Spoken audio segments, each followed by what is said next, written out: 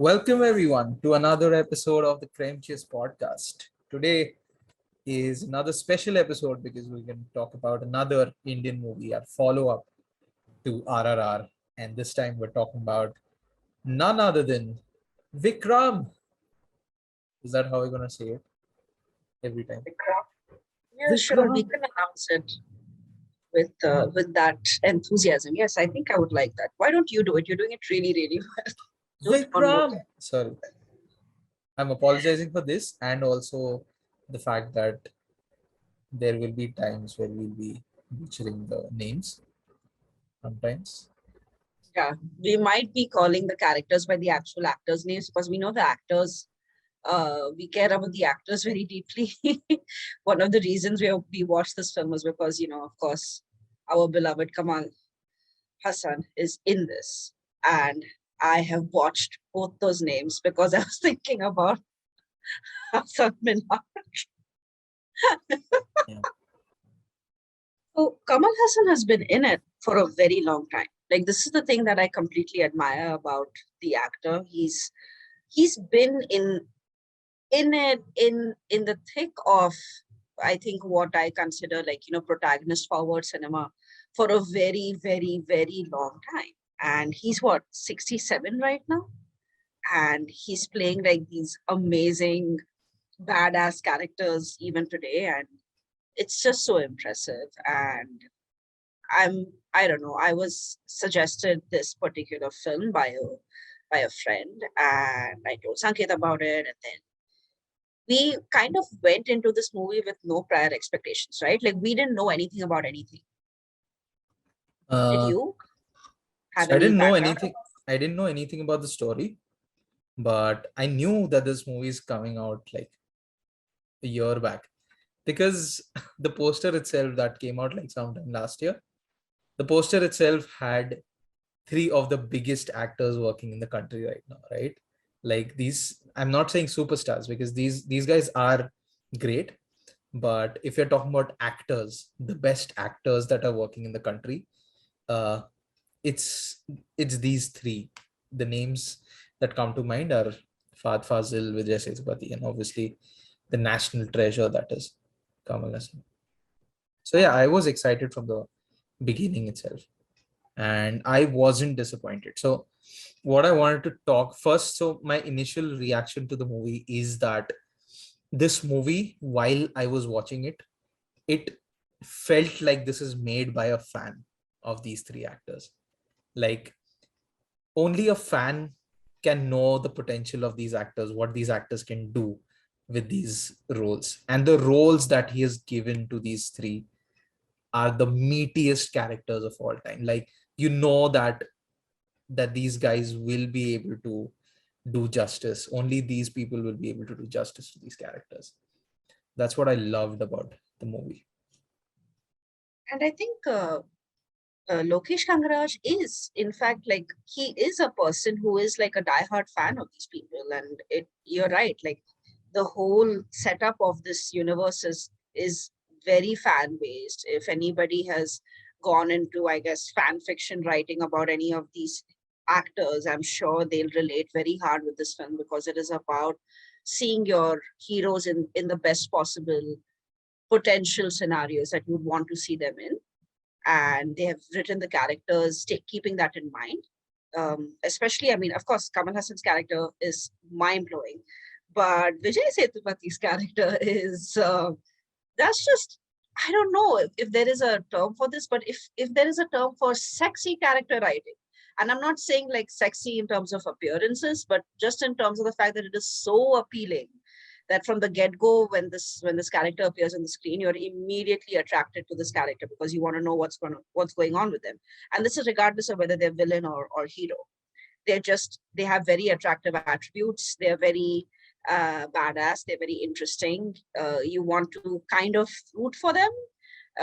Even if they're the villains, you want them to, I don't know, somehow last the universe and like survive the universe or something. And the fact that they introduced that in a movie like Vikram, where there is so much potential for just Kamal Hassan just being badass constantly, right? And he can get away with it. It's Kamal Hassan. But then to introduce these other characters that contribute to the storyline in a very realistic kind of a way is why this movie is doing so well right Absolutely, absolutely. I think, and the fact that all three characters, while being badasses, they're all very distinctive from each other. So you have obviously Kamal Hassan's character who's, exuberating authority whenever he walks into the room. You see the guy just, owning the room whenever he comes in.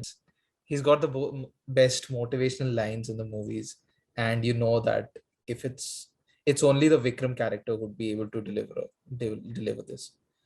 And then there's Fahad Fazil, who is very famous for emoting through eyes. I think uh, he's one of those actors. I feel he's one of those actors whose eyes talk a lot more than his expressions. So he can emote a lot with his eyes, and that is what he's done. Like he's been given a character who doesn't talk much, but he knows that whenever he does, he's he's gonna make so much sense, and he's gonna just annihilate the opponent that way.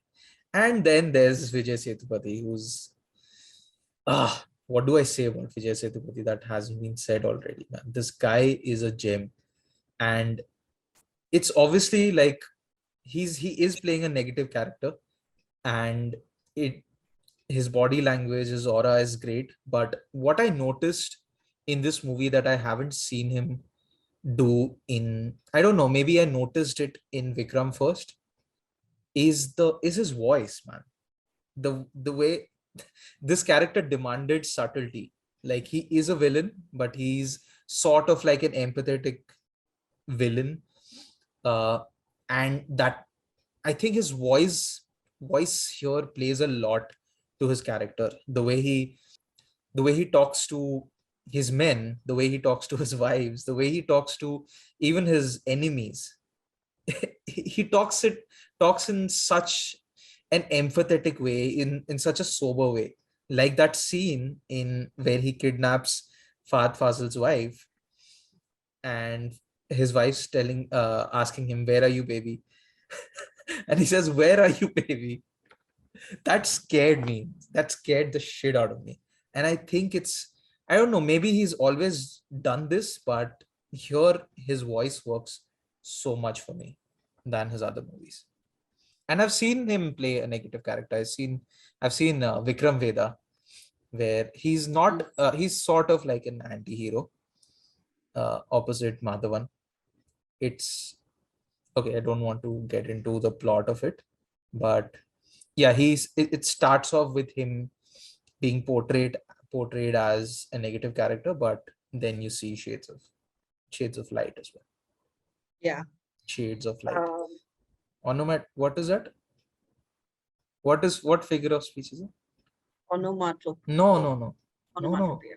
Shades of light. So like two opposite words in the same sentence. Antithesis. And no, antithesis. Antithesis. Yeah. Okay. Okay. Sorry. Let's move on. Okay. Um, Vikram. Let's talk about Vikram. so first things first, obviously this is Lokesh Kanagaraj's, like, I think this is the jewel in his crown. He's done like a great job navigating the storyline. Another shout out, like, I would love to give to is Ratna Kumar, who has effortlessly like written dialogues that make us as an audience, believe in this larger than life type of scenario where we are looking at these characters from the lens of ordinary people, but getting immersed in an extraordinary universe simultaneously, which I think is phenomenal. Another thing I just realized is that Kamal Hassan was in another movie called Vikram in 1986. Yeah, yeah, yeah. So it is sort of like a It's a uh, thriller, no, no, no. and I'm saying like some way it is either connected or a spiritual sequel or something like that. okay, I see. Because that is also like, that's also about vengeance, and his wife getting shot at and stuff like that, pregnant wife getting shot at and stuff like that, Hmm. and the fact that they have brought this kind of universe in this time and age and made it plausible, because it's very difficult to make things plausible nowadays, because everything has foreshadowing, everything has context, everything has proof, everything has the cinematic license is a very um it's a very I think it's not used as much in good cinema nowadays as it used to be. And I think that's the general premise of the storyline, where they are introducing these people with flaws and with issues and with very obvious mistakes that they could be making or have already made and are recovering from that. And I think that succeeded they have succeeded, like, for sure. So if you've not watched this film, by all means watch it. And if you have watched it, um, then we're just going to probably just fanboy and fangirl over this for the next couple of minutes. and, Totally, totally. and please forgive us if we're, like, missing sequences and stuff, but we just saw the film, we are so excited about it. And also, this is a part of a multiverse. Yeah, so I haven't seen, I think you also haven't seen Kathi. No, I haven't seen the other movies, and I'm I will watch the other movies on the basis of this No, I think film. it's just one movie. Kathi. Oh, it's just one more? Okay, I see. Like, Kathi is, I think that's how it's pronounced. I see. Because I'm gonna watch that film because of this film. And I cannot calculate the success of a film any more than this. That when, the aftermath movie makes you want to watch the origin story, which was already released. Uh so I don't know. There is so much beauty in the storytelling of um, the characters themselves. Like Kamal Hassan's character, there's a scene where um, the person who's trying to track him down is kind of tracing everything that he ever did, and one of them is the fact that Kamal Hassan visits a prostitute. And Sanket and I flipped out over that scene because it was completely different from the storyline. Like, it had no similarities to the plot in any way whatsoever. And he basically he would handcuff her to the bed and leave the room, and he would ask her to make moaning sounds or whatever, so people would think that he was in the room with her. And after he was like finished with his job, he would go back into the room, uncuff her, he gives her a hug, and he kind of pats her on the head, like, I guess the way a father figure would pat, a girl on her head, and just leave. Um, which I don't know. I think, You would hug her also, right? yeah, he would hug her and pat her on the head and leave. And I don't know. I think there is something to be said about these characters that you'll see in Indian cinema. I mean, badass in Indian cinema is so many different things. It's not just about I want to go and have sex with a lot of women. Like, badass in Indian cinema is going to a sex worker, availing of her of some help which has nothing to do with sex or prostitution. And then when she's done helping you, although you have already paid her, to show her the respect and the appreciation for the time she gave you, that is also badass. And I think you will find this very often in Indian storytelling, or at least South film storytelling, where it's not about the objectification or the sexualization of a sex worker. It is about stuff like this, about simple stuff like this. And it made me so happy to see that, because I mean, I love shows like The Witcher, right? Which is about um, I'm just a hot Henry Cavill, and I'm gonna have sex with a lot of women, and I'm just gonna be killing monsters, and I'm just gonna be badass at it. And that's great. Like, I love it when those kind of things also come out. This is not me trashing anything which is otherwise. But in this time and age, when it is very easy to sell sex, very easy, and very appealing to sell sex, when they show soft moments like this, especially for the protagonist, it makes me so happy. Like, it fills my heart with joy that that happens. And I don't know, it for me, it was a standout moment in the movie, oddly. Like, not even the badass fight sequences. This Oh, somehow stood out to be more. and the way she says it, no? Like, do you Yeah, want to know what he did to me physically, guys? yeah, yeah. That was so Such a cute. sweet. Yeah. Mhm. And oh, talking about the fight sequence, did you notice the action movie references? So he names, so there are a bunch of guns in that sequence where he places a child on the side, and the first gun that he picks up is called Arnold. Did you notice that? Oh, And it's a shotgun. The same, I think it's the same gun that Arnold used in Terminator, okay, okay. where he shoots a couple of bullets and then he has a specific style of reloading it. And in the same way, he even Kamal Haasan does that in this movie. And then a few guns later, he shoots a pistol and he calls it Chuck Norris. Okay. I don't know. Was that there in the Hindi version as well? I think it was, and I just didn't register it. Like I just like I was very mesmerized of what was happening, and I didn't even Okay. realize they were action references. So what happened was he calls it Chuck Norris. I think the his one of his men tells him that this is a Chuck Norris, and he shoots, and sometimes it fires, and sometimes it doesn't. So his man tells him, "Oh, it's Chuck Norris. He has his good days and his bad days as well." That was such a great reference. That Uh, is yeah, that is just some classy callbacks, right? Like you want to make an action film, you cannot make it with like some obvious staples. Especially if you grew up on that kind of diet. Like if I ever made um, a movie which was like a romance film or something, I would have some callbacks to some of like the very soft Hindi romance songs, with their lyrics kind of intervening here and there. yeah, And yeah. so, what a I great don't. way to I make can't. make that. I can't. If I would write a romantic movie, I can't do it without songs. It is just Yeah, instilled it inside me. yeah. I would be very disappointed in myself if some really soft, amazing songs were not just playing in the background. If the movie didn't have rains and trains, like I would be very, very disappointed in myself. It's like 1 minute. This is a love story. There has to be rains, there has to be trains. Like, and in the same way, in Vikram's film, you will see this is an action flick. There has to be a God's view shot of seeing a car kind of get into an accident. There has to be a shoulder perspective shot of Kamal Hassan having a face off with the villain. Like very typical things that you look forward to in an action movie. They have satiated that for us as an audience. Like they have not left us wanting, other than like wanting to see what happens next, but we were not left wanting for more. Like that's the thing that I absolutely adore um, about this movie. So let's go into Mr. Setupathi's character, the the introduction of the villain and how he.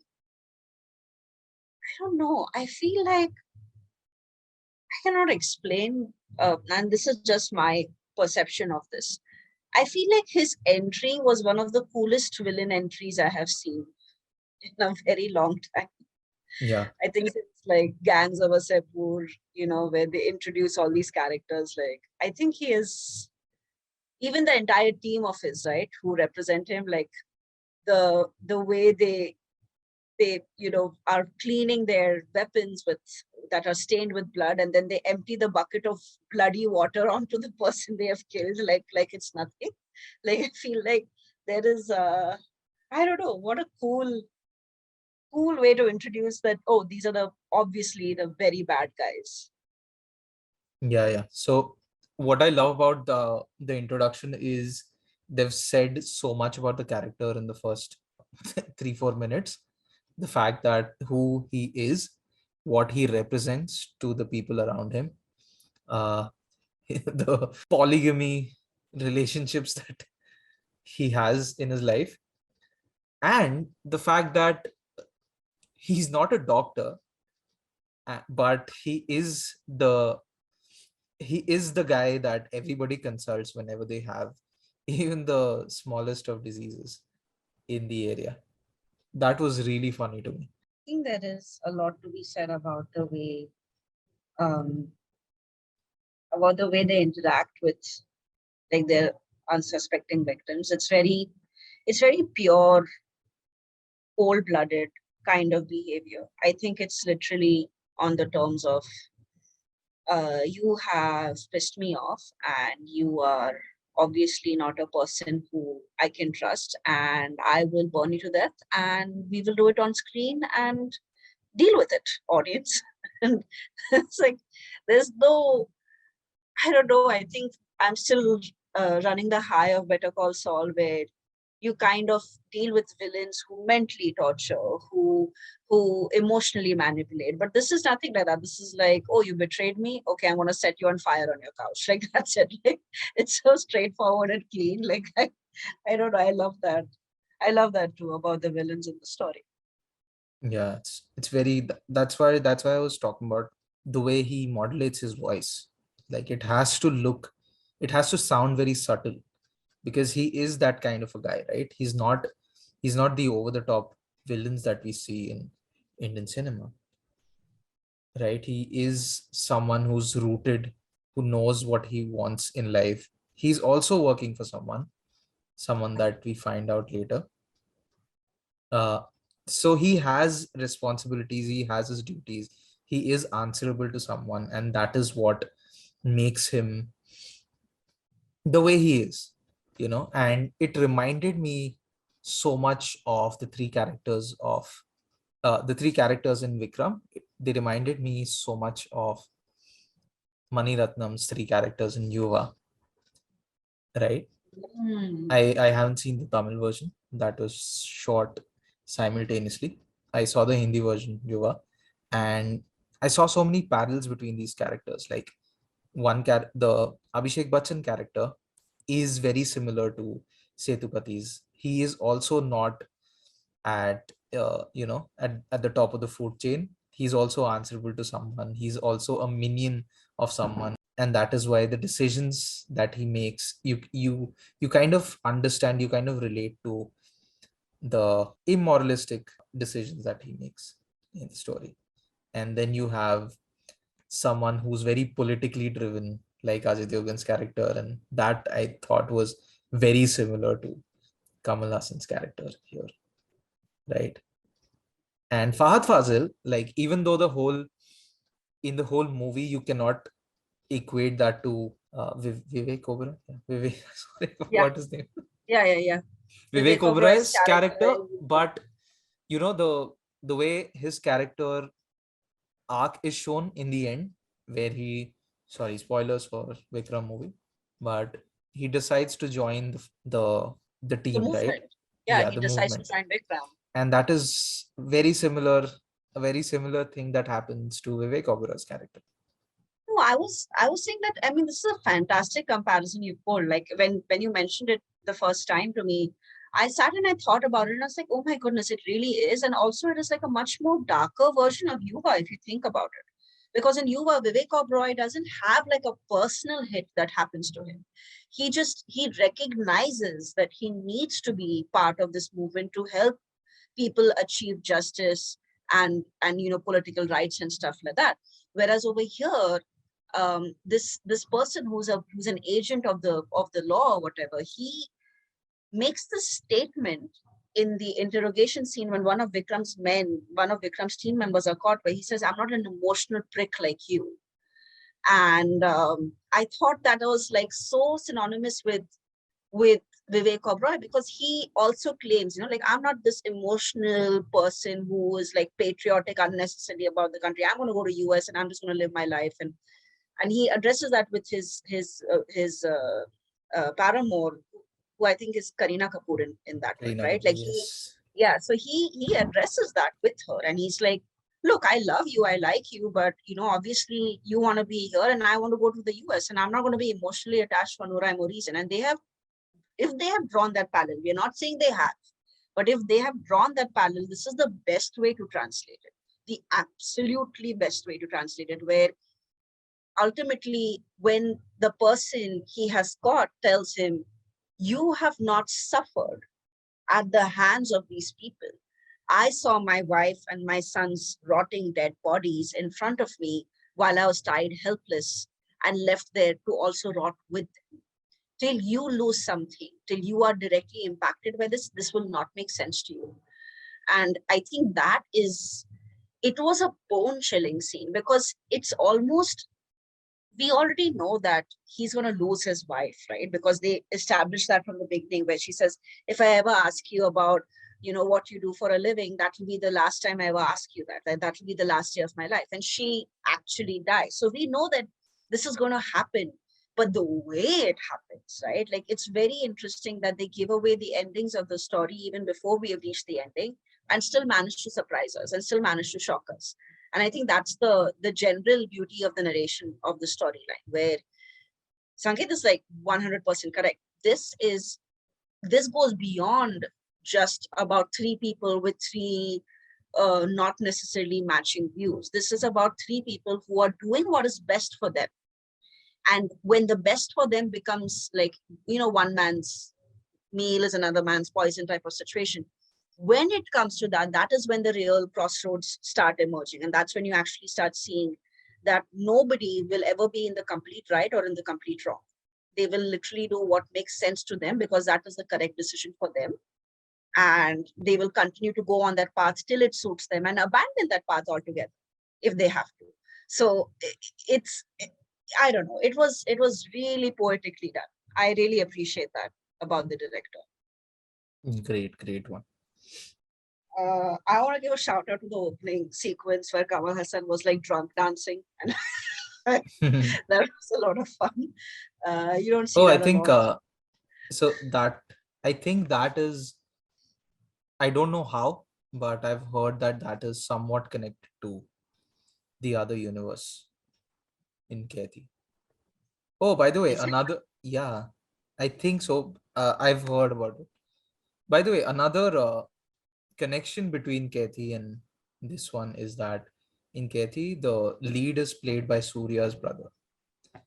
And in this, okay, not again, spoiler for Vikram, that the character of Rolex, whose name is talked a lot about in the movie, he actually shows up towards the end, and it's the biggest superstar of the South. It's Surya who comes up. Yeah. It's Rolex, and I think, yeah, there's going to be a sequel to this as well, obviously. Yeah. I mean, they have to address what Rolex does, because they show, again, spoiler alert, guys, they show Kamal Hassan kind of just merrily coexisting with Rolex's men now as part of their team. So he's infiltrated their team. I want to see how they justify that, because Because he's a ghost. Was that song? what's That song that comes up whenever he's kicking asses. oh, okay. I don't remember the words clearly like you do, but I just remember how it made me feel. Once upon Something. a time, there lived a ghost. Once upon a time, there lived a ghost. Once upon a time, there lived a ghost. He was known to be a killer and feared the most. Oh, yeah. Eagle is coming. You better start it. Oh, okay, we don't want to get into copyright shit, but Yeah, yeah. what we're trying to say is that No, you there is sung a it very badly, so we won't get copyright. oh, okay. So if you sing it badly, see, I learn Yeah. something every day. I thought if you even So like you will quote it, never get copyrighted. Trust me, baby. because I'm tone deaf. How dare you? That is so horrifying. I'm not that tone deaf. I sang, I think, quite decently the other day. You only took out one of your earphones. Remember when you took out both your earphones? Oh, But progress. progress. Yeah. But I think there is some. I think there is a great, of course, setup for the next universe. I think Kamal Hassan can rest in peace with this particular movie, obviously, but he can also, if he decides to reprise more than one movie, even after the next movie that comes out, I would be excited to watch it. I would be excited to watch this as like a series of, I don't know, 7 or 8 films, because if we as an audience sat through Fast and Furious, how many movies? Eight, Nine. nine Nine. movies? And this Goodness. next one's gonna be the last one. Goodness, with completely non-plausible physics theories that only are applicable in the Fast and Furious universe. I think there is something to be said about Vikram, where there's an explanation as to how the characters survive after a very disastrous thing. Like, I would love to know how Vikram survived the face-off with Setupati's character, because I still don't understand how that happened. Like, I know that he said code red. I know that the building blew up. I know that he had come, like he had, removed the handcuffs and he had escaped from his handcuffs, but he was still inside the building. So I don't know. I would like to see how they explain that in the next movie as well, which is, you cannot say that very often in movies like this, where you said, oh, they're going to give an explanation as to how this person survived. I mean, we've seen that happen a little bit in the Sherlock Holmes universe, little bit, but I think they're going to go into semantics with this one. At least that's what I'm hoping. And yeah, we're real excited about the next one. Yeah. But I don't want them to make a 3-hour movie again. I wish they cut it off. Oh, you know what? A Vikram sequel would be called if it's less than 2 hours. It will be called Quick Round. Just because you are not tone deaf doesn't mean that I don't want to like remove both of my earphones, or just in general not be associated with you with those kind of nonsense PJs that you keep cracking. Please like the video if you like my joke. Please, Please we like have the to. video. Like the video if you like his joke. Like the video if you agree with me that he should not be putting us through this as well. But like the video, guys. No. Comment like if you agree with her. Like Ugh. if you agree with me. And yeah, please show some solidarity. That jokes are expiring. Guys, check out our previous podcast. We have reviewed The Boys finale. We reviewed Stranger Things finale. We reviewed Better Call Saul's 8th episode for the final season. We reviewed RRR. We want to review more cinema. Hopefully, you will like our Thor Love and Thunder, which is coming out, I think, while we're recording this. And let us know if there is certain kinds of cinema you want us to review. We are talking about movies, but we can even go into the semantics of cinema. Like, I don't know, I think South films are shining really, really hard right now. And we can go into, I don't know, different kinds of discussions about it. The other day, Sankit and I were talking about how in Bahubali 2, we see a woman stepping over a man to get into a boat. And I think there is argument that those characters exist in several universes, but we can actually do a comparison of heroines and heroes that you appreciate and you like or you adore with things that we are familiar with, because Sankit and I don't understand South Indian languages, but we are very ardent watchers of South Indian films.